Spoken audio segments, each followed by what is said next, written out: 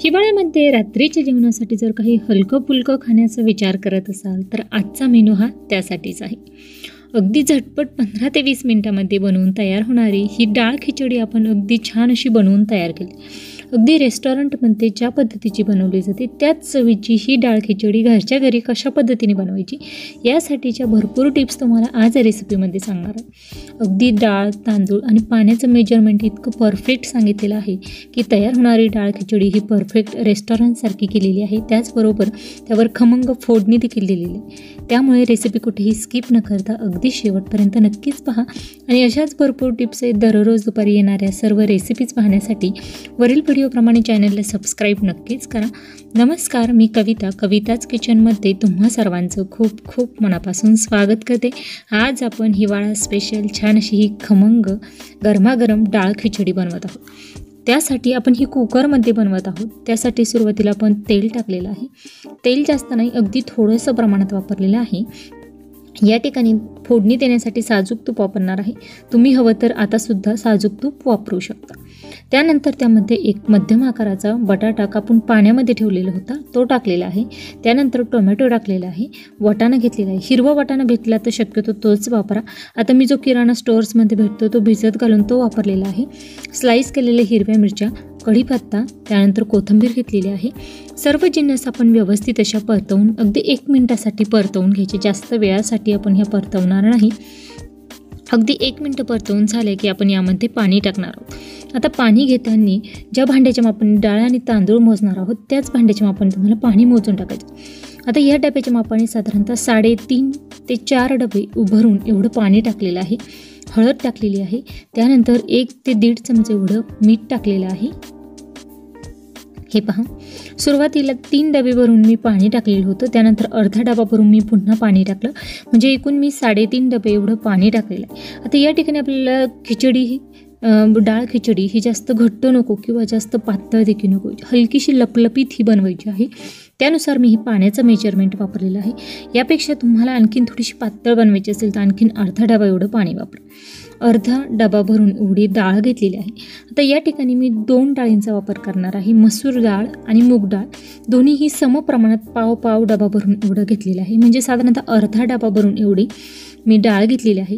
तर पाऊण डबा भरून एवढे तांदूळ घेतलेले. हवं तर तुम्ही जेवढे तांदूळ आहे तेवढेच तुम्ही ही डाळ वापरली तरीही चालणार आहे. परंतु जेवढे तांदूळ आहे तेवढीच जर तुम्ही डाळ वापरली तर पाण्याचं प्रमाण देखील तुम्हाला थोडंसं वाढवावं लागेल. आता या ठिकाणी पाऊण डबा भरून एवढे मी तांदूळ घेतले. त्यासाठी अर्धा डबा भरून या ठिकाणी डाळ यूज केलेली आहे. आता या ठिकाणी मी 2 डाळी वापरलेल्या आहे. त्याऐवजी तुम्ही 3 डाळींचा देखील वापर करू शकता. यामध्ये तूर डाळ देखील घेऊ शकता. चाळणीमध्ये टाकून चांगलं 2 ते 3 पाण्याने आपण हे स्वच्छ धुवून घेतलेलं आहे. आता आपण हे सर्व पाण्यामध्ये हे डाळ आणि तांदूळ धुवून टाकणार आहोत. हे पहा, अगदी या ठिकाणी डाळ खिचडी जर म्हणाल ना तर हलकीशी लपलपीत जेव्हा आपण ही डाळ खिचडी बनवतो ना तेव्हा ती चवीला खूप जास्त छान अशी लागते. त्यामुळे पाण्याचं मेजरमेंट अगदी परफेक्ट असायला हवं. या ठिकाणी आपण हे व्यवस्थित मिक्स करून घेणार आहोत कारण यामध्ये मीठ टाकलेलं आहे. आणि या ठिकाणी डाळ खिचडीसाठी जेव्हा आपण हा तांदूळ शिजवण्यासाठी तुम्हाला गॅसचा फ्लेम हा कुठेही मोठा करायचा नाही. पूर्णपणे मंद आचेवर मी ही डाळ खिचडी शिजवून घेणार आहे. मंद ते मध्यम आचेवर अगदी 2 शिट्ट्या करायच्या आणि ही डाळ खिचडी शिजवून घ्यायची. हे पहा, अशा पद्धतीने जेव्हा तुम्ही मोठ्या आचेवर ही डाळ खिचडी शिजवशाल त्यावेळेस त्याचं जे पाणी आहे ते ओतू जातं. त्यामुळे अगदी मंद गॅसवर ही डाळ खिचडी जेव्हा तुम्ही शिजवशाल त्यावेळेस त्यामधील पाणी देखील ओतू जात नाही. त्याचबरोबर परफेक्ट अशी ही डाळ खिचडी आपली शिजवून तयार होते. मंद गॅसवर 2 शिट्ट्या केलेल्या आहे आणि तुम्ही ही डाळ खिचडी पाहू शकता. छान अशी आपली हलकीशी लपलपीत ही डाळ खिचडी बनवून तयार झालेली आहे. आता आपण ही हलकीशी व्यवस्थित अशी मिक्स करणार आहोत जेणेकरून डाळ तांदूळाला एकसारखं असं बाइंडिंग येईल यासाठी. अगदी रेस्टॉरंटची ज्या पद्धतीची कन्सिस्टन्सी डाळ खिचडीची असते त्या कन्सिस्टन्सीची आपली ही डाळ खिचडी या ठिकाणी बनवून तयार झालेली. म्हणजे जेव्हा तुम्ही 1 ते 1.5 डबा या दरम्यान आपलं डाळ आणि तांदूळ झालेली होती त्यासाठी आपण 3.5 डबे भरून पाणी घेतलेलं आहे.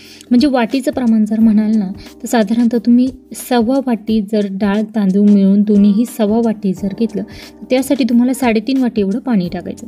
आता खमंग यावर फोडणी देणार आहोत. त्यासाठी साजूक तूप घेतलेलं आहे.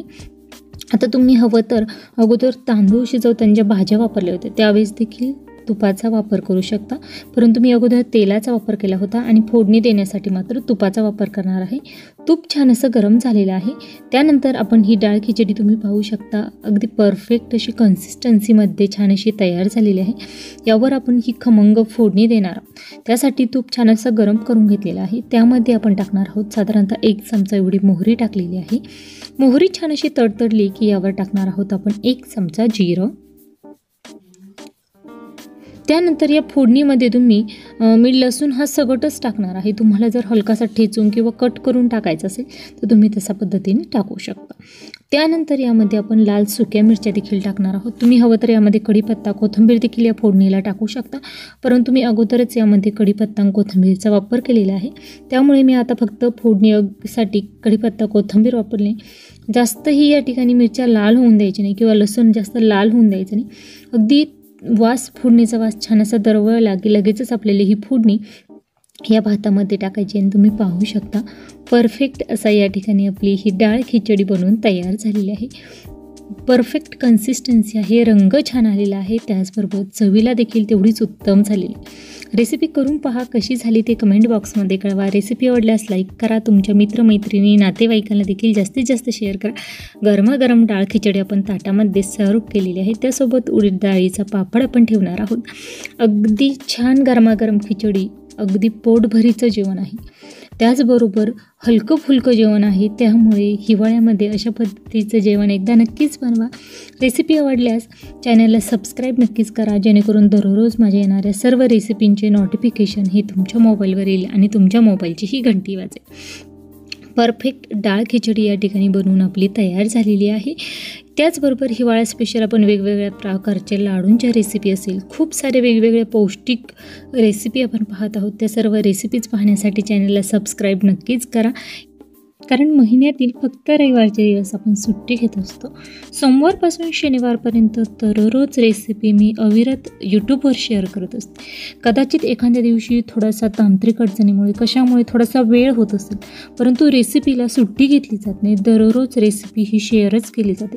त्यामुळे अशाच भरपूर टिप्स आहेत, रेसिपीज तुम्हाला माझ्या चॅनलवर इथून पुढे देखील खूप सारे पाहायला मिळणार आहे. तुम्हाला ही डाळ खिचडीची रेसिपी कशी वाटली हे मला कमेंट करून नक्कीच सांगा. त्याचबरोबर तुम्ही माझी रेसिपी कोणत्या भागातून पाहत आहात हे मला कमेंट करून नक्कीच सांगा. वेळात वेळ काढून माझी रेसिपी शेवटपर्यंत पाहिल्याबद्दल धन्यवाद. पुन्हा भेटूया उद्याच्या भागामध्ये अशाच नवीन एखाद्या चमचमीत रेसिपीसोबत. तोपर्यंत धन्यवाद.